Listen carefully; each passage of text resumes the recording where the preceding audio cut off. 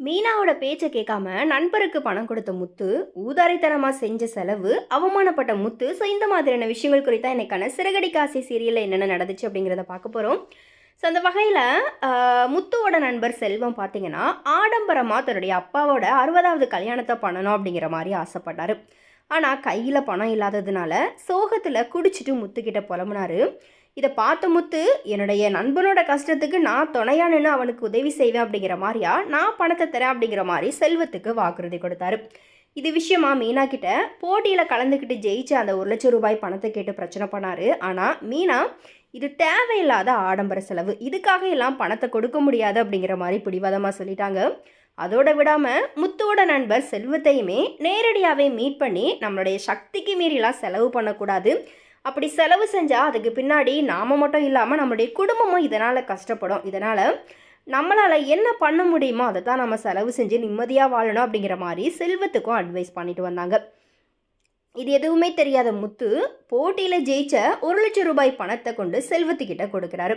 ஆனால் செல்வம் வேண்டாம் அப்படிங்கிற மாதிரி மறுத்த நிலையில் என்ன காரணம் அப்படிங்கிற மாதிரி முத்துவுக்கு தெரிய வந்தப்போ மொத்த கோவத்தையுமே மீனா கிட்ட காட்டுற விதமாக வீட்டுக்கு போயிட்டு மீனா கூட சண்டை போடுறாரு. அப்போ மீனா, நான் அந்த அண்ணன் மேலே இருக்கிற அக்கறையில் தான் சொன்னேன், இது ஒன்றும் தப்பாக இல்லையே அப்படிங்கிற மாதிரியா சொல்லும்போது, நான் பணத்தை கொடுத்துட்டேன் அவ்வளோதான் அப்படிங்கிற மாதிரி முத்து மீனா கிட்ட சொல்கிறாரு. உடனே கோவப்பட்ட மீனா, அப்படின்னா உங்களுக்கும் உங்களுடைய அண்ணன் மனோஜுக்கும் என்ன வித்தியாசம் இருக்குது, அவரும் இப்படி தான் சொல்லாமல் பணத்தை எடுத்துகிட்டு போகிறாரு, அதைத்தானே நீங்களும் இப்போ பண்ணியிருக்கீங்க அப்படிங்கிற மாதிரி கோவத்தோட முத்துக்கிட்ட பேசுகிறாங்க. இதை கேட்டதும் முத்து, நானும் அவனை ஒன்றா அப்படிங்கிற மாதிரி மீனா கிட்ட கோவப்பட்டுட்டு மீனாவை அடிக்கிறதுக்கு கை ஓங்கிட்டாரு. இதை தொடர்ந்து முத்து வழக்கம் போலவே செல்வத்தோட அப்பா அம்மா ஃபங்க்ஷனுக்கு கிளம்புறாரு. அப்போது அண்ணாமலை, இது உன் மனைவியோட போக வேண்டிய ஒரு சிறந்த ஃபங்க்ஷன், அதனால் மீனாவையும் கூட்டிகிட்டு போ அப்படிங்கிற மாதிரி சொல்ல மீனாவை முத்து கூட்டிகிட்டு போகிறாரு. ஆனால் போகும்போது மீனா மேலே முத்து கோவத்தோடையே இருந்தாங்க. ஆனால் ஃபங்க்ஷனில் நடந்த விஷயங்கள் எல்லாத்தையுமே பார்க்கும்போது மீனா சொல்கிறது தான் சரி, பொண்டாட்டி பேச்சை கேட்கல அப்படின்னா இந்த மாதிரி தான் நடக்கும் அப்படிங்கிறதுக்கு உதாரணமாக இப்போ முத்து அங்கே அசிங்கப்பட்டு நிற்கிறாரு. அதாவது செல்வத்தோட வீட்டுக்கு போனப்போ செல்வம் சொந்தக்காரங்களோட சேர்ந்துக்கிட்டு நல்லா சரக்கடிச்சுக்கிட்டு வீண் செலவு செஞ்சதை முத்து பார்க்குறாரு.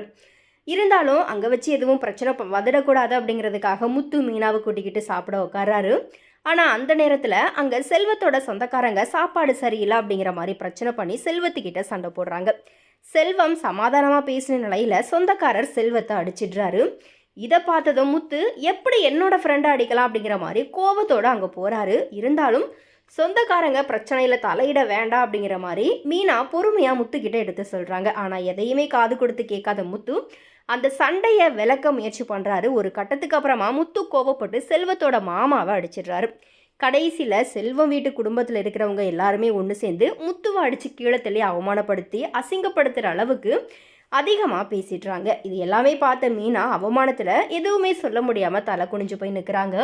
பொண்டாட்டி எது சொன்னாலும் சரி அப்படிங்கிற மாதிரி யோசிக்காத முத்துவுக்கு இந்த அவமானமும் அசிங்கமும் கண்டிப்பாக தேவைதான். இன்னும் Rohini and local rowdy city மூலியமாக முத்து அண்டு மீனாவுக்கு பிரச்சனை வர்றதுக்கும் காத்துக்கிட்டு இருக்குது. இப்படி தொடர்ந்து இந்த சீரியலில் பார்த்தீங்கன்னா கதாநாயகன் கதாநாயகியாக இருக்கிற முத்து அண்டு மீனாவுக்கு மட்டும்தான் பிரச்சனையும் அவமானமும் அசிங்கமும் வந்துக்கிட்டே இருக்குது. ஆனால் எல்லா பொய்யும் பித்தலாட்டமும் செஞ்ச ரோகிணி அண்டு மனோஜ் பார்த்தீங்கன்னா சந்தோஷமாக நிம்மதியான வாழ்க்கையை வாழ்ந்துக்கிட்டு இருக்கிறாங்க.